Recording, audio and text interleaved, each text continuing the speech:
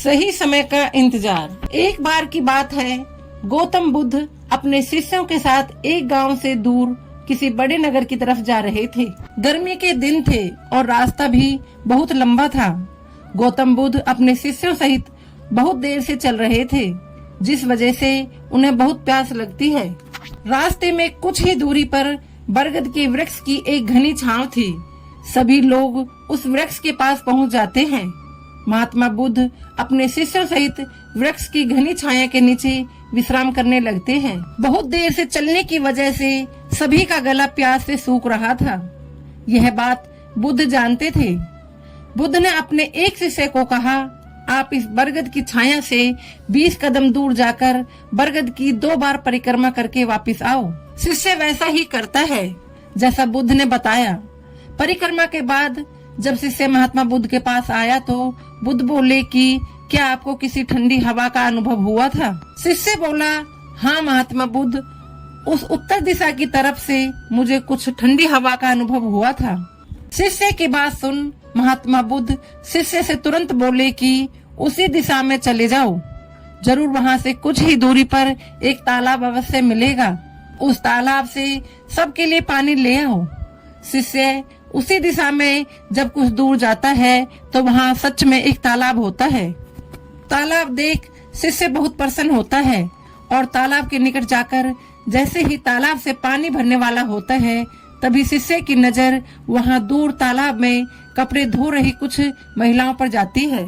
यह देख शिष्य मन में सोचता है कि यह पानी तो गंदा हो गया है, लेकिन जब शिष्य ध्यान से तालाब के पानी को देखता है कि अभी भी तालाब का कुछ पानी साफ है। इतने में ही 2 बैलगाड़ी जोर से तालाब के किनारे से होती हुई निकल जाती हैं। बैलगाड़ी के पहिए तालाब की मिट्टी के ऊपर इतनी जोर से निकलते हैं कि तालाब के नीचे बैठी हुई सारी मिट्टी तालाब के ऊपर आ जाती है, जिस वजह से तालाब का बचा हुआ पानी भी गंदा हो जाता है। यह देख शिष्य बिना पानी लिए क्रोध में महात्मा बुद्ध के पास वापस चला जाता है। शिष्य बड़े ही निराशा भाव से महात्मा बुद्ध को सब बात बताता है। शिष्य की बातें सुन सभी शिष्य बोलते हैं कि हमें तुरंत यहाँ से निकलना चाहिए, किसी दूसरी जगह पानी की खोज करनी चाहिए, वरना प्यास के मारे सबकी जान निकल जाएगी। इधर महात्मा बुद्ध सभी को शांत होने के लिए कहते हैं और बोलते हैं कि धीरज रखो, कुछ देर यहीं बैठो, उचित समय आने तक संयम बनाए रखो। सभी महात्मा बुद्ध की बात सुनकर शांत हो जाते हैं और वहीं बैठ जाते हैं। कुछ समय बीतने के बाद महात्मा बुद्ध फिर से अपने शिष्य को उसी तालाब से पानी लाने के लिए कहते हैं। शिष्य बिना कोई सवाल किए उसी तालाब से पानी लेने के लिए फिर से चला जाता है। तालाब की हालत देख शिष्य को यकीन नहीं होता। तालाब का पानी पूरी तरह से साफ होता है, लेकिन अभी भी सबके मन में एक सवाल था कि आखिर यह चमत्कार कैसे हुआ। तालाब का पानी तो गंदा था। उन्हें लगा कि जरूर ये बुद्ध की शक्ति है। इनमें एक शिष्य ने यह सवाल महात्मा बुद्ध से पूछ ही लिया कि यह चमत्कार आपने कैसे किया।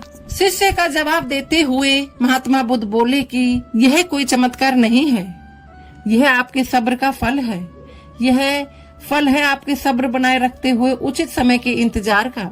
जितनी देर हम सब लोगों ने सब्र किया, उतनी देर तक तालाब के पानी के ऊपर तैर रहे सभी गंदे तत्व और मिट्टी तालाब के पानी के नीचे बैठ रहे थे। फिर कुछ देर बाद शिष्य जब वहाँ तालाब के पास पहुँचा, तब तक सब दूषित कण नीचे बैठ चुके थे, जिस वजह से तालाब का पानी पहले की तरह साफ हो चुका था तथा तालाब साफ दिखाई दे रहा था। यदि उस समय आप लोगों ने सब्र न किया होता, धैर्य न रखा होता, तो आप सब इतनी गर्मी में पानी की खोज में प्यासे रहकर शायद अब तक मृत्यु को प्राप्त हो गए होते, क्योंकि यहाँ से अगला कोई तालाब है या नहीं, और होगा भी तो क्या उसका पानी साफ होगा या नहीं।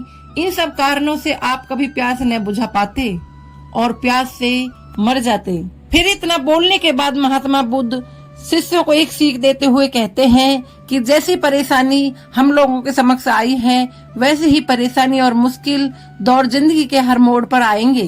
तब उस समय भी आपको ऐसे ही संयम बनाए रखना होगा और अपने विवेक से काम लेते हुए ही आपको एक उचित फैसले के साथ सही नतीजे पर पहुंचना होगा।